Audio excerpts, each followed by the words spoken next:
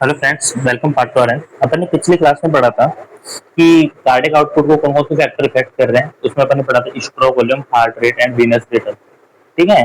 अब उसमें अपन ने सबसे पहले वाला जो पार्ट पढ़ा स्ट्रोक वॉल्यूम, उसको कौन कौन से फैक्टर अफेक्ट करते हैं। उसमें अपन ने तीन फैक्टर पढ़े थे, पीएसी, प्री एनेस्थेटिक चेकअप वाले, है ना। पी मतलब प्री लोड, कि हार्ट में कितना ब्लड पर मिनट आ रहा है। ए मतलब आफ्टर लोड, कि हार्ट को ब्लड को बाहर निकालने में कितना जोर आ रहा है, उसको आफ्टर लोड बोलते हैं।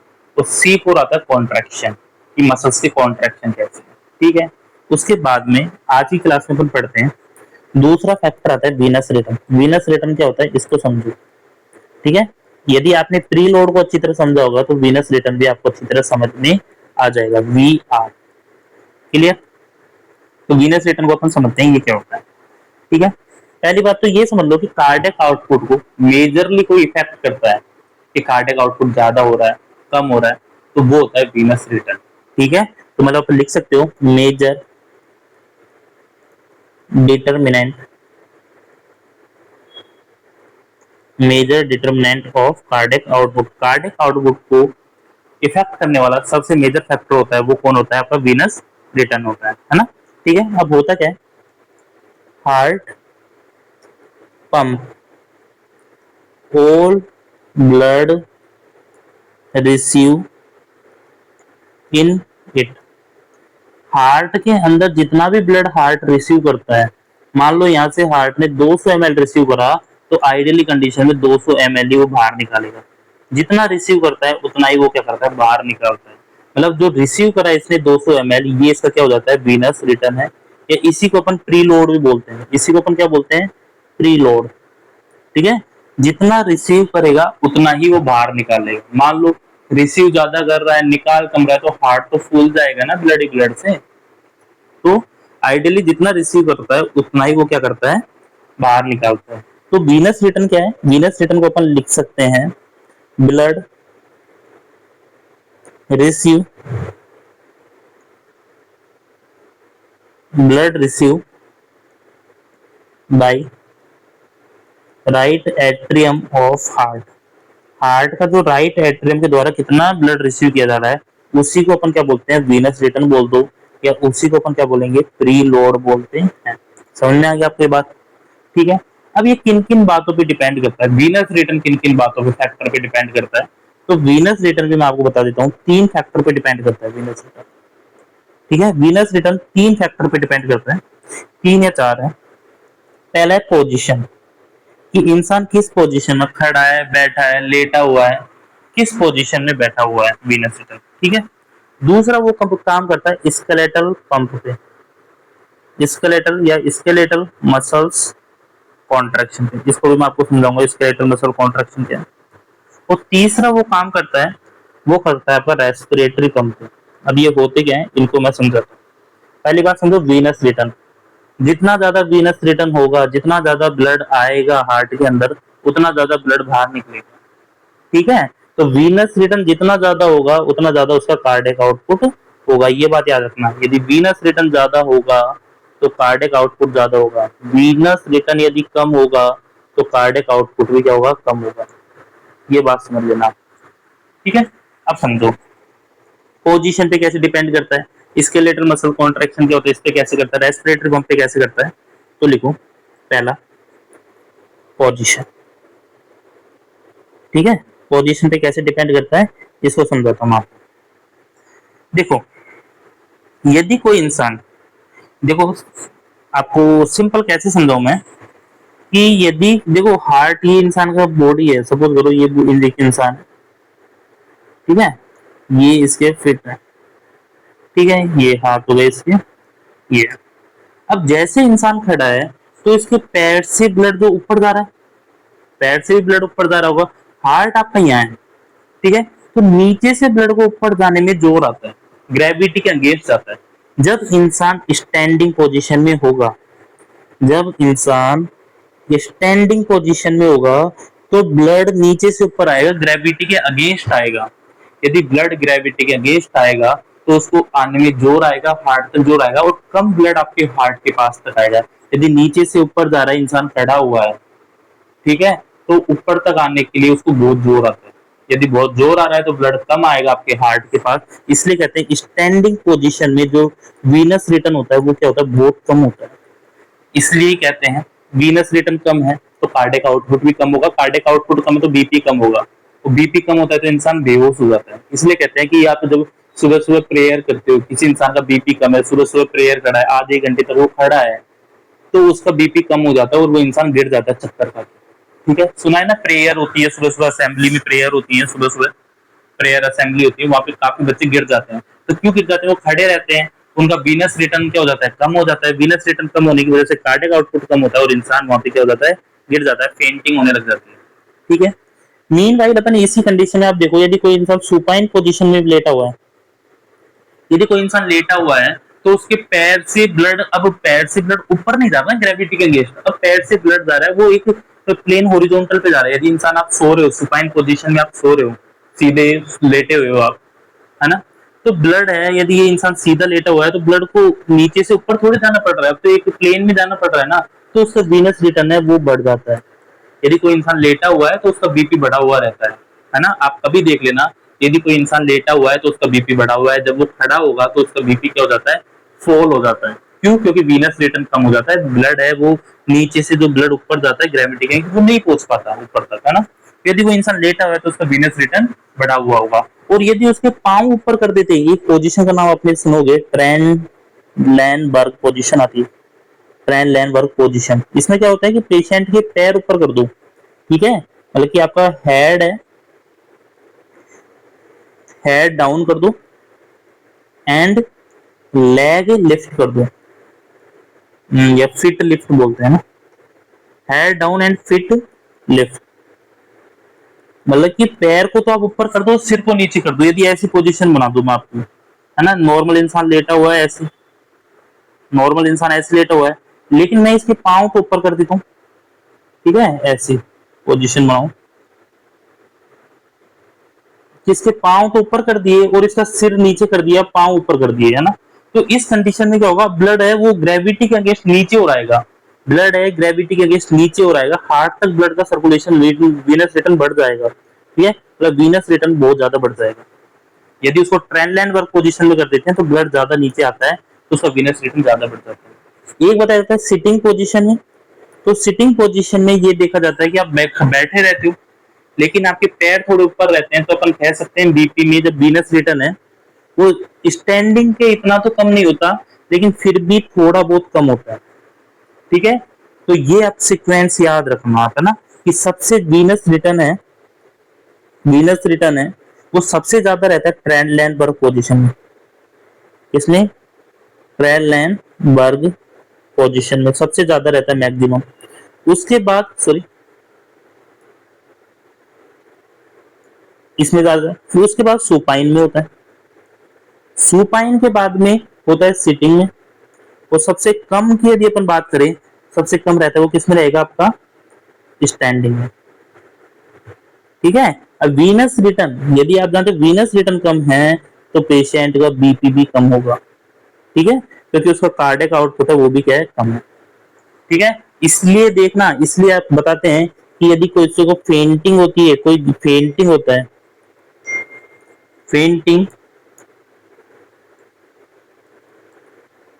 यूजुअली, यदि इंसान बेहोश होता है, फेंटिंग मतलब बेहोश होना, यूजुअली इन स्टैंडिंग पोजीशन, यदि कोई इंसान खड़ा होता है तो उसमें ही ज्यादातर उसको चक्कर आते हैं, बेहोश होता है।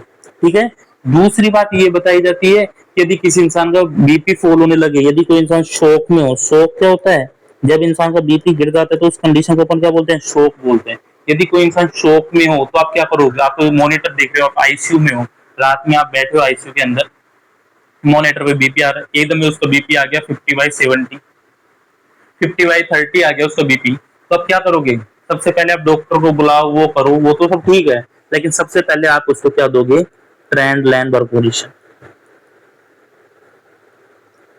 आप उसको ट्रेनलैंडबर्ग पोजीशन अपन उसको देने वाले हैं। उसके पाँव को उठा दो, उसके सिर को नीचे कर लो, बेड के आजकल आईसीयू के जो बेड आते हैं उसमें रिमोट आता है, रिमोट से आप उसका हेड को डाउन कर दो और उसके पैर को ऊपर उठा दो ताकि वीनस रिटर्न बढ़ सके। ठीक है, एक चीज और आपने सुनी होगी, ऑर्थोस्टैटिक, ऑर्थोस्टैटिक हाइपोटेंशन, है ना। या इसको अपन ने ये नहीं सुना तो आपने ये सुना होगा पोस्चुरल हाइपोटेंशन।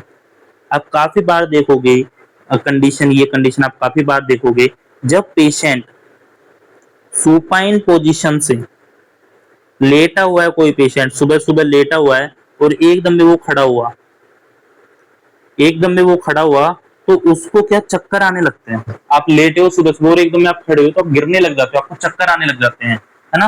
वो क्यों आता है? क्योंकि लेटे हुए जब तो आपका बीपी क्या है, बढ़ा हुआ।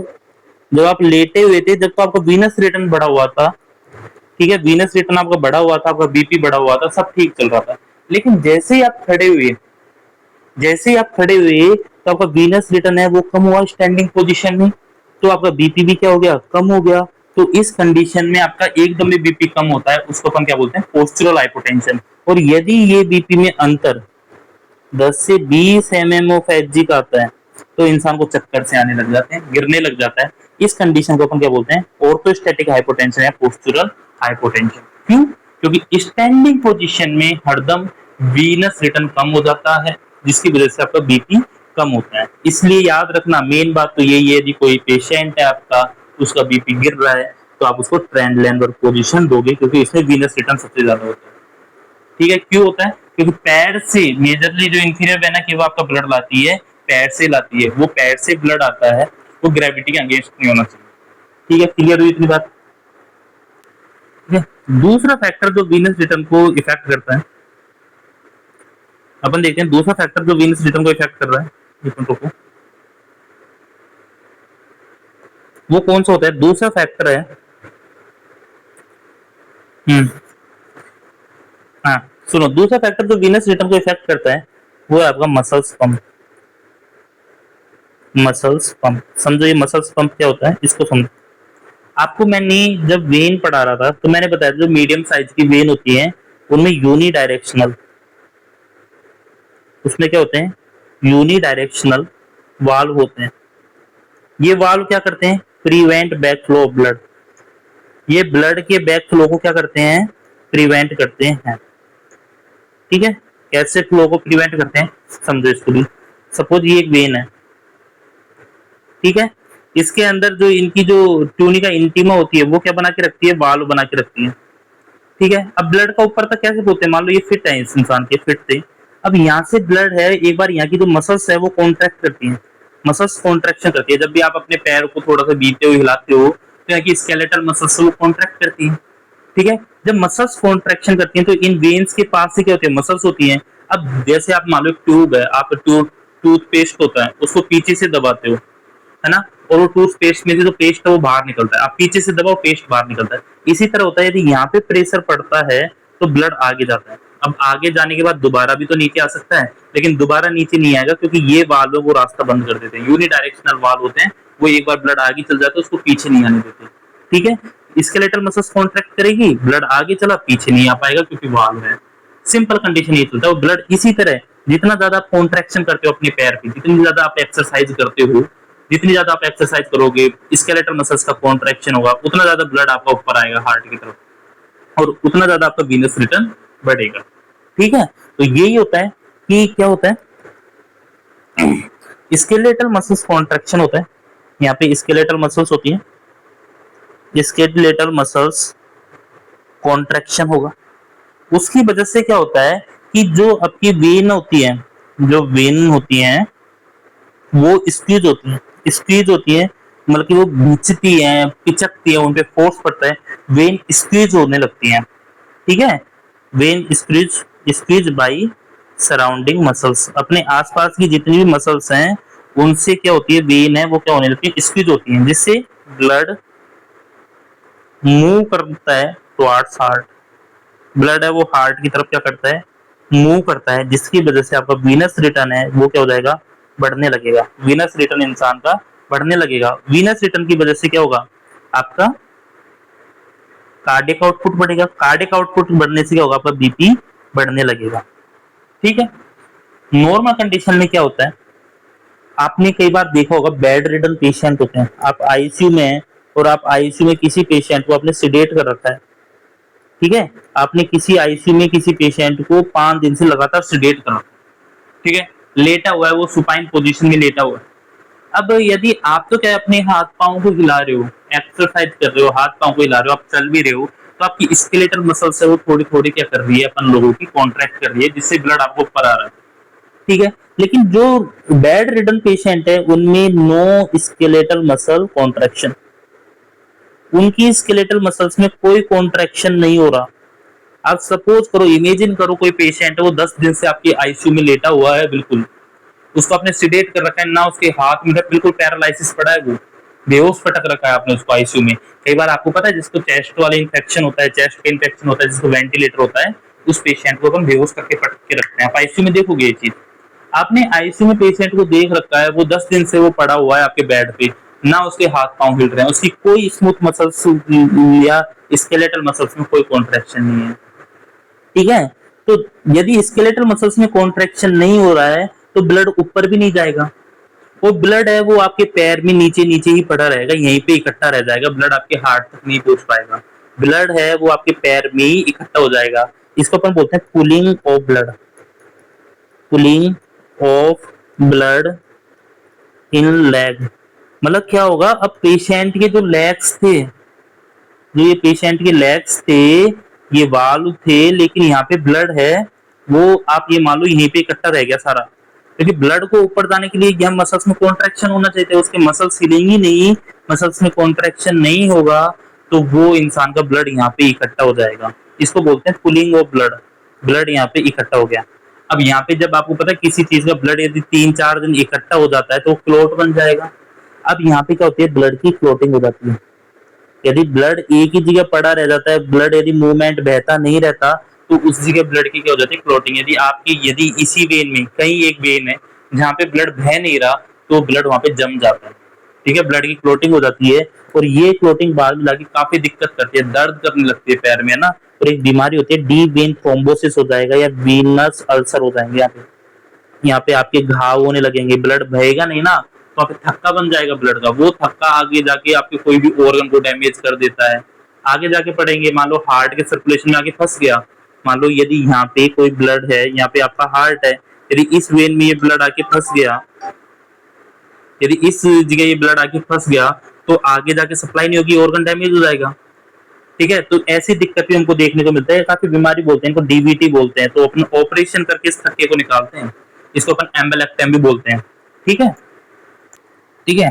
तो अब इसी क्लोटिंग को बचाने के लिए जब अब क्या करें उन पेशेंटों में, तो अपन उन पेशेंटों में कहते हैं कि अटेंडेंट को बोलते हैं, या आपकी क्या प्रायोरिटी होती है कि आप उनके लेग की एक्सरसाइज कराओ। यदि कोई इंसान पेशेंट बेहोश है ना, तो हम अपन क्या करते हैं, उसको आईसीयू में उसके अटेंडेंट को बुलाते हैं, घर वालों को बुलाते हैं, वो कहते हैं इसके पाँव को आप दबाओ या थोड़ा सा उठा के रखो, पाँव को एक्सरसाइज कराओ। यदि इसको बोलते हैं, यदि पेशेंट खुद की तरफ से करता है तो उसको बोलते हैं एक्टिव एक्सरसाइज, एक्टिव मोशन। यदि आप कराते हो, पेशेंट नहीं करा, तो उसको बोलते हैं पैसिव एक्सरसाइज। तो अपन कहते हैं पैसिव रेंज ऑफ मोशन कराओ या पैसिव एक्सरसाइज कराओ। या दूसरा अपन स्टोकिंग्स पहनाते हैं, आप तो कभी देखोगे इनको भी, आप ना, आपको जब अपन मेडिसिन पढ़ेंगे आगे जाके, सर्जरी पढ़ेंगे, तब आपको ये चीज बताऊंगा, जब बहुत डिटेल में अपन इन चीजों को पढ़ेंगे। स्टोकिंग्स पहनाते हैं, मतलब टाइट, बिल्कुल टाइट स्टोकिंग्स, मोजे होते हैं ना, मोजे होते हैं, सॉक्स होते हैं, इस टाइप की स्टोकिंग्स आती है आपके घुटने तक की, उनको पहना दो आप। ठीक है, तो आपके पैर की मसल्स को वो क्या करते हैं, कंप्रेस करके रखेंगे, कंप्रेस करके रखेंगे, मतलब कि स्केलेटल मसल्स कॉन्ट्रैक्ट रहेंगे। ठीक है, आपको पता है कि ये भी उनके लिखा आता है 18 mm ऑफ एचजी तक का वो प्रेशर क्रिएट करती हैं। जब इतना प्रेशर क्रिएट होगा तो मसल्स कॉन्ट्रैक्ट होंगे, तो ब्लड ऊपर हो जाएंगे। तीसरी बात, अपन एंटी कोगुलेंट देंगे। एंटी कोगुलेंट क्यों देंगे, जैसे हिपेरिन चला देंगे उस पेशेंट को हिपेरिन की दवा चला देंगे, यदि कोई और ज्यादा दिक्कत नहीं है, ताकि ब्लड पतला रहे, वो ब्लड पतला रहे, वो क्लोट ना बना पाए, है ना। तो ये सब अपन करते हैं उस कंडीशन में, आपको अभी यहाँ पे इतना डिटेल में पढ़ने की जरूरत है नहीं। ठीक है, तो उनमें अपन को ये दिक्कतें देखने को मिलती हैं। ठीक है, यहाँ तक समझ में आ गया। तो मसल्स पंप भी बहुत जरूरी है। यहाँ पे एक पॉइंट और आता है, आपके पैर में एक मसल्स और होती है, काफ मसल्स। कौन सी होती है, काफ मसल्स, जो आपकी कहाँ पे पाई जाती है, काफ मसल्स आपके नी से पीछे, है ना, जो अपना टीबिया बोन है ना, उसके पीछे की तरफ जो मोटी सी मसल्स होती है, इसको काफ मसल्स बोलते हैं। ठीक है, इसको अपन बोलते हैं second heart of body. Second heart of body क्यों बोलते हैं, क्योंकि हार्ट भी क्या करता है, पंप करता है ब्लड को। हार्ट भी क्या कर रहा है, एक तरह से मसल्स है जो पंप कर रहा है ब्लड को, जो काफी सारा ब्लड बाहर निकाल रहा है। ये स्केलेटल मसल्स भी तो पंप करती हैं ब्लड को, तो सबसे ज्यादा जो आपके टीबिया के पीछे की जो मसल्स है, काफ मसल्स है, ये काफ मसल सबसे ज्यादा फोर्स करती हैं। जब सबसे ज्यादा फोर्स करनी है तो इसके लिए इसको क्या बोलते हैं, second heart of body, because skeletal sorry muscles pump का काम करती है, ये भी पंपिंग ऑफ हार्ट करती है, सॉरी पंपिंग ऑफ ब्लड करती हैं, ये भी आपके ब्लड को पंप करती हैं, इसलिए इसको सेकंड हार्ट ऑफ बॉडी कहते हैं। भाई ये भी तो पंप कर रही है, मान लो यहाँ से पंप हुआ ब्लड तो ब्लड ऊपर जा रहा है, तो ये भी ब्लड को आगे भेजने का काम कर रही है। ठीक है, तो इसको अपन क्या बोलते हैं, मसल्स पंप। इस तरह अपन ने कंप्लीट करा, मसल्स पंप भी बहुत जरूरी हो जाता है।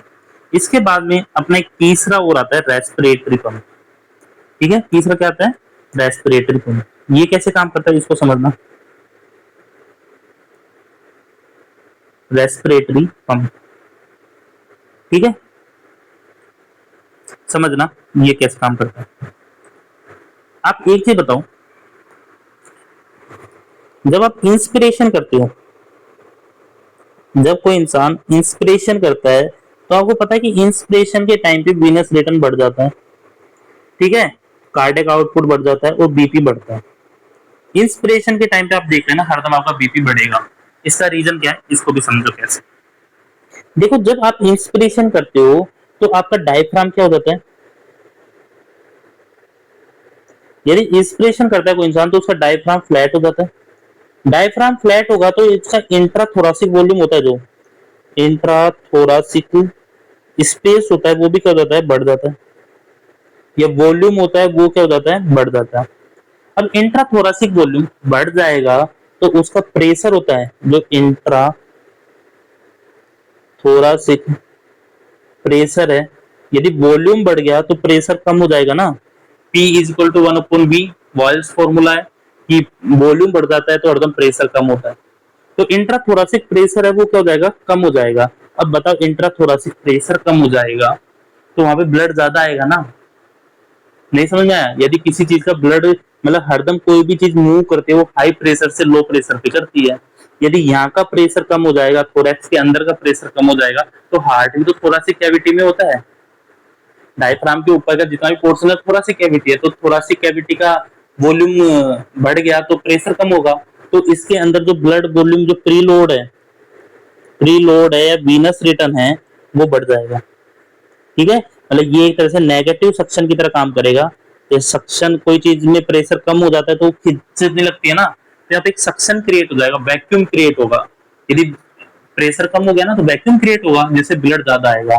इसलिए कहते हैं कि जब इंस्पिरेशन होता है इंसान तो उसमें वीनस रिटर्न बढ़ जाता है। ठीक है, इसका उल्टा है, यदि एक्सपिरेशन है, एक्सपायरेशन हो रहा है पेशेंट का या एक्सल्शन कर रहा है, तो उसका इंट्राथोरासिक एरिया है, इंट्राथोरासिक वॉल्यूम है वो क्या हो जाएगी, कम कम होगा। ठीक है, उसकी वजह से जो इंट्राथोरासिक प्रेशर है, इंट्राथोरासिक प्रेशर है वो क्या हो जाएगा, बढ़ जाएगा। जब अंदर का प्रेशर बढ़ गया तो बाहर से क्यों आने देगा, वो ब्लड नहीं आने देगा ना, तो वीनस रिटर्न कम हो जाएगा, कार्डियक आउटपुट कम होगा, बीपी कम होगा। तो इसलिए देखा जाता है कि इंस्पिरेशन के टाइम पे तो बीपी बढ़ता है और एक्सपायरेशन के टाइम पे बीपी कम होता है। ठीक है, तो ये अपने 3 फैक्टर देखे जो कि वीनस रिटर्न को इफेक्ट कर रहे हैं। ठीक है, तो अपने कल भी डिस्कस करे थे कि 3 फैक्टर होते हैं जो वीनस रिटर्न को इफेक्ट करते हैं। 3 फैक्टर होते हैं जो वीनस रिटर्न को इफेक्ट करते हैं। पहला फैक्टर आपका होता है वो कौन सा होता है, पोजीशन। ठीक है, पहला फैक्टर होता है पोजीशन। दूसरा फैक्टर होता है आपका मसल्स पंप, दूसरा फैक्टर कौन सा होता है, मसल्स पंप होता है। और तीसरा फैक्टर होता है आपका रेस्पिरेटरी पंप। ठीक है, तो ये अपन ने देखा। तो अपन ने ये भी देखा था कि कार्डियक आउटपुट को कौन कौन से फैक्टर डिपेंड करते हैं, मेनली 3। एक करता है आपका वीनस रिटर्न, कल पढ़ा था अपन ने स्ट्रोक वॉल्यूम, और एक और बचा हार्ट रेट। ठीक है, हार्ट रेट को देखते हैं। ठीक है, तो अपन देखते हैं, हेडिंग डालो, फैक्टर इफेक्ट हार्ट रेट। ऐसे कौन कौन से फैक्टर जो हार्ट रेट को इफेक्ट करते हैं, उन फैक्टर को अपन देखते हैं। ठीक है, नॉर्मल हार्ट रेट कितना होता है आपको ये पता होना चाहिए। नॉर्मल हार्ट रेट कितना होता है, 60 to 100 बीट पर मिनट। एक मिनट में 60 to 100 बीट जा सकती है। आइडियली कोई पूछ ले, वन पूछ ले कि एक बताओ, तो 72 बीट पर मिनट होता है। अब एक निमोनिक बताते हैं अपन, वो ऐसा निमोनिक जो कि हार्ट रेट को बताएगा कि कितनी आपकी हार्ट रेट होती है, उसको कौन कौन से फैक्टर है इफेक्ट करते हैं। तो बहुत अच्छा निमोनिक है शेप बैड। शेप बैड, आजकल बैडों की काफी शेप आती है, king shape bad, queen shape bad, है ना। तो बैड की शेप पे एक निमोनिक बनाया शेप बैड, है ना। अब क्या निमोनिक है देखना, अच्छा लगेगा निमोनिक आपको, है ना। एस मतलब होता है sympathetic nervous system, sympathetic and parasympathetic nervous system, nervous system आगे बताऊंगा। एच मतलब होता है हार्मोन, अभी मैं आपको बताऊं कौन कौन से हार्मोन कैसे कैसे डिपेंड करते हैं। ए मतलब आप कह सकते हो एज एंड जेंडर, ठीक है। पी मतलब अपन कह सकते हैं फिजिकल एक्टिविटी, फिजिकल एक्टिविटी। ई मतलब अपन कह सकते हैं इमोशन, क्या हो जाता है, इमोशन हो जाता है। बी मतलब अपन बोल सकते हैं body temperature, body temperature. Next E मतलब होता है इलेक्ट्रोलाइट, ठीक है, नेक्स्ट टी का मतलब होता है इलेक्ट्रोलाइट। एंड डी मतलब होता है ड्रग्स या डिजीज, है ना। अब मैं एक एक करके बताता हूँ कैसे। सबसे पहले अपन ने पढ़ा था सिंपैथेटिक सिस्टम या पैरासिम्पैथेटिक सिस्टम, इसको अपन कलेक्टिवली बोल सकते हैं ऑटोमेटिक नर्वस सिस्टम बोलते हैं। क्या बोलते हैं, ऑटोमेटिक नर्वस सिस्टम, एएनएस, है ना। आपके दो सिस्टम पढ़ते हो आप, सीएनएस और एएनएस, है ना।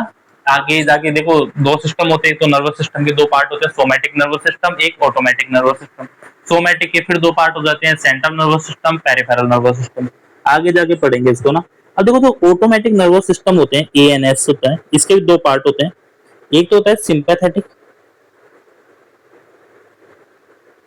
और एक होता है आपका पैरासिम्पैथेटिक, ठीक है। एक होता है सिंपैथेटिक नर्वस सिस्टम, एक होता है पैरासिम्पैथेटिक नर्वस सिस्टम।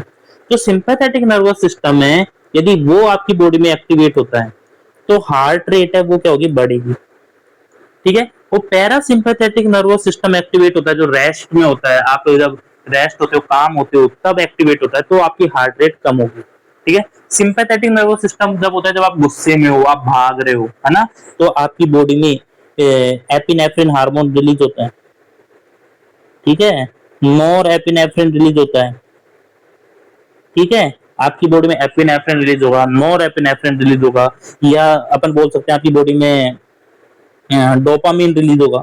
तो ये हार्मोन है वो आपको गुस्सा दिलाते हैं, एक्टिवेट करते हैं, तो सिंपैथेटिक नर्वस सिस्टम एक्टिवेट होता है, हार्ट रेट बढ़ने लगती है। जबकि आप जब रेस्ट में होते हो तो आपकी बॉडी में एक एसिटिल कोलिन हार्मोन रिलीज होता है जो आपका पैरासिम्पैथेटिक नर्वस सिस्टम को एक्टिवेट करता है, उसकी वजह से आपकी हार्ट रेट, आप काम होते हो, हार्ट रेट कम होता है, ठीक है। तो पहला फैक्टर है ऑटोमेटिक नर्वस सिस्टम, ठीक है। तो बताया कि सिंपैथेटिक तो हार्ट रेट को बढ़ाएगा और पैरासिम्पैथेटिक हार्ट रेट को कम करेगा, ठीक है।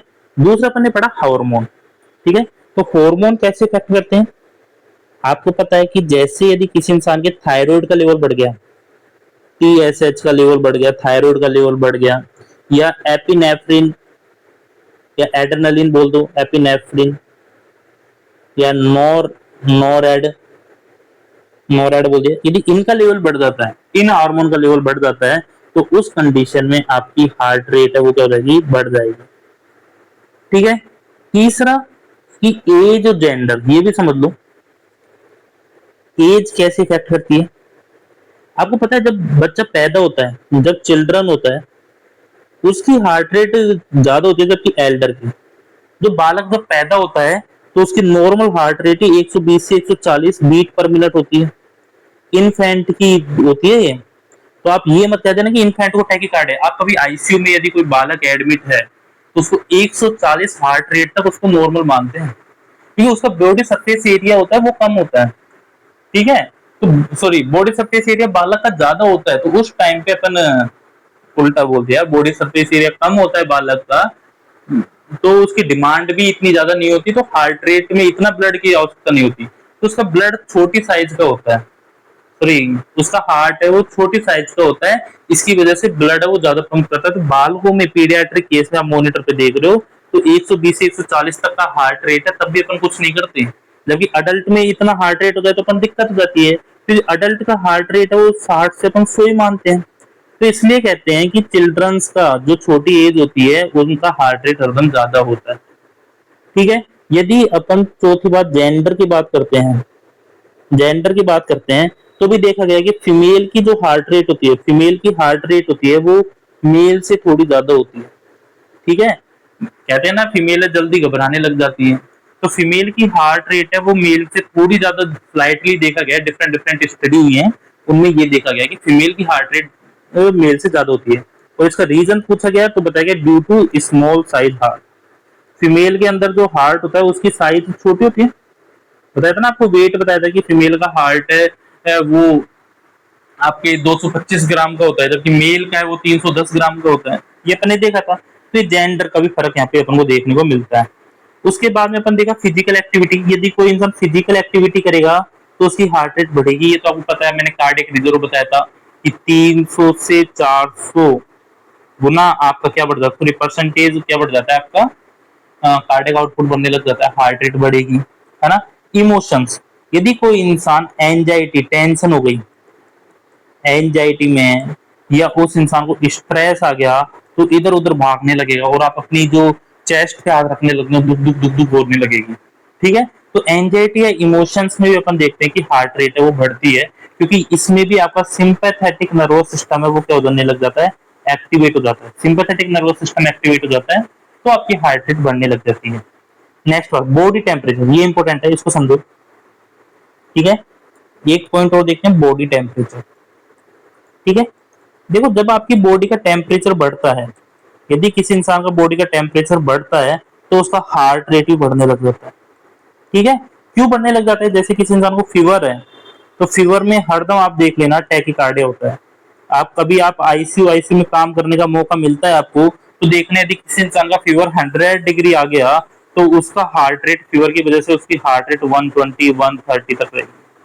ये देखना, ये हमारा खूब एक्सपीरियंस है। ठीक है। क्यों होता है ऐसा, क्योंकि जब इंसान का टेम्परेचर बढ़ता है तो उसकी बॉडी मेटाबॉलिक डिमांड होती है या जो बेसल मेटाबॉलिक रिक्वायरमेंट होती है, बेसल मेटाबॉलिक रेट होती है, sorry BMR, basal metabolic rate होती है, बीएमआर होती है, वो भी क्या हो जाती है, इंक्रीज हो जाती है। जब इंक्रीज हो गई तो इसको ग्लूकोज ज्यादा चाहिएगा, इसको ज्यादा एनर्जी चाहिए, एनर्जी पहुंचाने का काम कौन करता है, ब्लड पहुंचाता है। तो ब्लड का कार्डियक आउटपुट को बढ़ना होता है, वो कंपनसेट करता है और उस वजह से इंसान की हार्ट रेट बढ़ने लगती है। एक क्वेश्चन आता है कि ऑल फीवर, जितने भी बुखार होते हैं वो एसोसिएट होते हैं किससे, एसोसिएट विद टैकीकार्डिया। सारे फीवर में टैकीकार्डिया देखने को मिलता है एक्सेप्ट एक फीवर की। एक फीवर में आपको टैकीकार्डिया देखने को नहीं मिलता, टाइफाइड में। ठीक है, याद रखना, टाइफाइड फीवर होता है उसमें आपका हार्ट रेट कम होता है, उसमें ब्रेडिकार्डिया देखने को मिलता है। लेकिन जितने भी फीवर है इसके अलावा उन सब में टैकीकार्डिया देखने को मिलेगा। निमोनिया हो गया चाहे कैसा ही बुखार हो, सब में हार्ट रेट बढ़ता है, बस टाइफाइड के अंदर हार्ट रेट कम होता है। वेरी वेरी इंपॉर्टेंट लगा लेना, काफी बार ये क्वेश्चन आया हुआ है, काफी बार पेपरों में ये क्वेश्चन आया है, वेरी वेरी इंपॉर्टेंट लगा लो, वेरी वेरी वीआईपी है। ठीक है, कि all fever associate with tachycardia, बस टाइफाइड फीवर में ब्रेडिकार्डिया होता है, उसमें टैकीकार्डिया नहीं होता। ठीक है। और कौन सा एग्जांपल है, और कौन सा फैक्टर आ गया, बॉडी टेम्परेचर हो गया, इलेक्ट्रोलाइट, है ना। देखो इलेक्ट्रोलाइट होते हैं, ये मैंने बताया था आपकी बॉडी में बहुत इंपॉर्टेंट होते हैं, तो इसका भी रीजन समझ लो कि कौन सा इलेक्ट्रोलाइट कैसे काम करता है। आपको पता है कि सारा हार्ट रेट है वो मसल्स कॉन्ट्रैक्शन का खेल है, मसल्स में एक्सटर्नल पोटेंशियल चाहिए, सोडियम पोटेशियम पंप का खेल है सारा, सेलुलर लेवल पे देखिए तो सोडियम पोटेशियम इलेक्ट्रोलाइट गड़बड़ी हो गए तो मसल्स का कॉन्ट्रैक्शन गड़बड़ी हो गया। ठीक है, सोडियम पोटेशियम गड़बड़ी हो गया, कैल्शियम मसल कॉन्ट्रैक्शन में करता है, मैग्नीशियम करता है।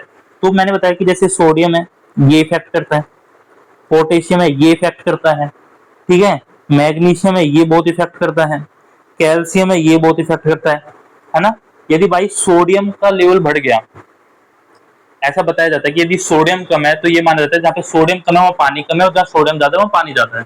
ठीक है, यदि सोडियम कम है तो आप ये कह सकते हो पानी कम है, ब्लड वॉल्यूम कम है। तो यहाँ पे हरदम देखा जाता है कि हार्ट रेट बढ़ती है, यदि सोडियम कम है तो हार्ट रेट बड़ी मिलेगी आपको, है ना। देखिए पोटेशियम और मैग्नीशियम ये होता है, ये उल्टा काम करते हैं। ये हार्ट रेट यदि इनका लेवल बढ़ गया, यदि इनका लेवल बढ़ गया तो हार्ट रेट हरदम कम होगी। जबकि कैल्शियम मसल कॉन्ट्रैक्शन में हेल्प करता है, यदि कैल्शियम का लेवल बढ़ा हुआ है तो हार्ट रेट कम मिलेगी। ठीक है, देखिए ये बताया कि मैंने सोडियम का लेवल कम होगा तो हार्ट रेट, तो इनका ऐसा रिलेशन है। आपको इतना याद करने की जरूरत नहीं है कि बिल्कुल फिक्स नहीं होता, लेकिन प्रैक्टिकली अपन देखते हैं कि यदि हार्ट रेट किसी का बढ़ा हुआ होता है ना, तो हम या तो उसको पोटेशियम चलवाते हैं या उसको मैग्नीशियम चलवाते हैं, और यदि कम होता है तो उसको कहते हैं कि कैल्शियम चलाओ। ठीक है, आप आईसीयू में देखना, या तो अपन एबीजी कर करके इलेक्ट्रोलाइट की वैल्यू देखते रहे और अपन इनको मैनेज करते रहे, ये अपन ये देखते हैं कि यदि हार्ट रेट कम है, एरिथमिया हो रहा है, हार्ट रेट बढ़ रहा है, यदि हार्ट रेट कम है तो उसको कैल्शियम दिलवाते हैं, और हार्ट रेट ज्यादा है तो उसको अपन मैग्नीशियम दिलवाते हैं। ये प्रैक्टिकली चलती है ये चीजें, है ना। तो ये भी आपको ध्यान रखना। और कौन सा फैक्टर रह गया, ड्रग्स और डिजीज। हाँ बताता हूँ मैं आपको, ये बता देता हूँ, डिजीज बता देता हूँ सातवां, कि जो भी आपकी यदि ऐसी बीमारी है, जैसे किसी को हाइपोक्सिया वाली बीमारी है, कि हाइपोक्सिया हो रहा है, ब्लड में ऑक्सीजन की कमी आ रही है, तो अपन को ब्लड ज्यादा चाहिए, तो उसके लिए हार्ट रेट बढ़ जाती है। ठीक है, जैसे एनीमिया हो गया, हाइपोक्सिया होगा, या आप एसिडोसिस मान लो, तो इन कंडीशन में अपन को ज्यादा ब्लड की कार्डियक आउटपुट की जरूरत होती है, तो उस टाइम पे आपकी हार्ट रेट बढ़ जाती है।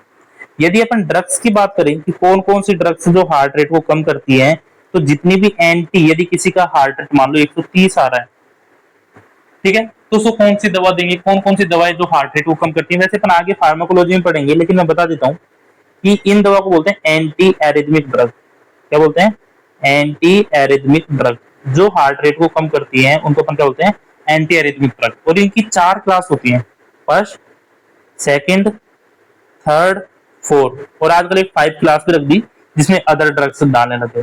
फर्स्ट क्लास में जो आते हैं आपकी, वो आते हैं आपके सोडियम चैनल ब्लॉकर। क्या आते हैं, सोडियम चैनल ब्लॉकर, ये फर्स्ट क्लास में आते हैं। सेकंड में आते हैं बीटा ब्लॉकर, ये आपको आगे पढ़ाएंगे क्या क्या होती है, दवा होती है बीटा ब्लॉकर आती है। थर्ड में आपके आते हैं पोटेशियम चैनल ब्लॉकर, जो पोटेशियम चैनल को ब्लॉक करते हैं, पोटेशियम चैनल ब्लॉकर। ठीक है, फोर में आपके आते हैं आपके कैल्शियम चैनल ब्लॉकर, जिसमें एमिलोडिपिन आती है ना, फेमस दवा, पोटेशियम कैल्शियम चैनल ब्लॉकर आती है इसमें, है ना। और 5 में आती हैं, जो इसका कोई क्लासिफिकेशन है, मिसकेलेनियस आती है, जो जो 5 में आती है मिसलेनियस ड्रग होती है। मिसलेनियस की स्पेलिंग आप एक बार देख लो, मेरे याद नहीं आ रही मिसलेनियस की स्पेलिंग क्या लिखी, MISCELLI ANE, मिसलेनियस ड्रग्स आ सकते हैं, जिसमें आपकी एडिनोसिन, ये बहुत काम आते हैं, एडिनोसिन ड्रग हो गया आपके, जैसे और दवा दे दो, डिजॉक्सिन आ गई, एक बहुत इंपॉर्टेंट दवा आती है, डिजॉक्सिन आ गई, इसमें बहुत यूज होती है। MgSO4 का इंजेक्शन, मैंने बताया जब हार्ट रेट बढ़ रहा है तो आप MgSO4 लगा दो। तो ये ड्रग्स आती है एंटी एरिथमिक, ये सारे ड्रग्स हैं वो आपके हार्ट रेट को कम करेंगे, आप फार्मा में अच्छी तरह पढ़ोगे। जैसे पोटेशियम चैनल ब्लॉकर की एक सबसे इंपॉर्टेंट दवा है एमिड्रोन, है ना, 300 mg का इन्फ्यूजन लगता है, 200 mg की टैबलेट आती है, ठीक है, 200 mg की टैबलेट आती है। बीटा ब्लॉकर में आपकी जितनी भी ये दवा, प्रोप्रानोल, इंडराल के नाम से आती है, ये सब आपकी बीटा ब्लॉकर होती है। जाइलोकोड, आपके ये जाइलोकोड का इंजेक्शन आता है, ये सोडियम चैनल ब्लॉकर है। तो ये सब ड्रग्स हैं जो हार्ट रेट को कम करते हैं, उनको क्या बोलते हैं, एंटी एरिथमिक ड्रग। तो मैंने अपने सिंपल पढ़ा था, आज अपना टॉपिक कंप्लीट हुआ कि कार्डियक आउटपुट को कौन कौन से फैक्टर डिपेंड करते हैं। ठीक है, कौन कौन से फैक्टर हैं जो कार्डियक आउटपुट को डिपेंड करते हैं, तो मैंने पढ़ा था 3 होते हैं, एक होता है हार्ट रेट, एक होता है स्ट्रोक वॉल्यूम, और तीसरा फैक्टर अपन ने बात करी हार्ट रेट, स्ट्रोक वॉल्यूम और वीनस रिटर्न। सबसे पहले अपन स्ट्रोक वॉल्यूम देखा, इसमें अपन ने 3 फैक्टर देखे थे, PAC, pre load, after load and अपने कॉन्ट्रैक्शन पढ़ा था। ठीक है, उसके बाद में वीनस रिटर्न में अपन ने 3 देखे थे, पोजीशन देखी थी, पोजीशन के बारे में समझा, स्केलेटल मसल्स पंप देखा था, और रेस्पिरेटरी पंप देखा था। ठीक है, इन तीनों को देखा था। और हार्ट रेट में अपन ने बहुत अच्छा निमोनिक देखा था, क्या आपका शेप बैड, ये निमोनिक देखा। ठीक है, तो इन तीनों फैक्टर से आपका कार्डियक आउटपुट डिपेंड होता है। अब देखो याद रखना, यदि कार्डियक आउटपुट कम है तो आपका बीपी कम होगा, यदि कार्डियक आउटपुट आपका ज्यादा है तो बीपी ज्यादा होगा। तो सारा खेल आपको पूरा, सबसे ज्यादा कॉमन बीमारी बीपी होती है। ठीक है, तो इसको अपना नेक्स्ट टॉपिक अपना बीपी होने वाला है, बीपी को पढ़ेंगे तो अपन कार्डियक आउटपुट बहुत हेल्प करेगा। इसको एक बार आप रिवाइज करोगे, सारे डाउट आपके क्लियर हो जाएंगे, है ना। तो आज के लिए इतना ही।